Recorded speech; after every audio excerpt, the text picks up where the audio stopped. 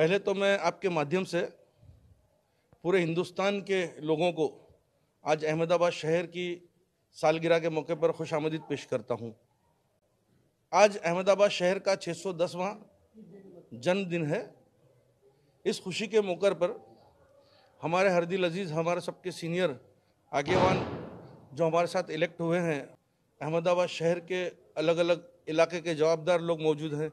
मैं 5वीं मरतबा अहमदाबाद शहर से मुझे इलेक्ट करके गोमतीपुर इलाके से भेजा है। मैं मानता हूँ ये वो दर है जहाँ हम आज आए हैं।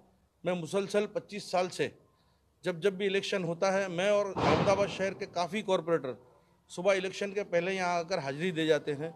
ये जहाँ हम खड़े हैं, अहमद शाह बादशाह का यहाँ मज़ार शरीफ है। यहाँ पर मैं मानता हूँ वहाँ तक ये शहर के शहंशाह हैं। इनके कदमों में हम पेशकश करके हम एक वज़ीर तरीके शहर का, हमारे इलाकों का और कौम का ज़्यादा से ज़्यादा हम अच्छा काम कर सकें। और जो मुतव्वज़ हमारे पर जो ऐसी संस्था, ऐसी सरकार बैठी है, वो सरकार की बद नज़र से पूरे शहर को बचे, पूरे गुजरात बचे, यही दुआ के लिए हम यहाँ शरीक हुए हैं।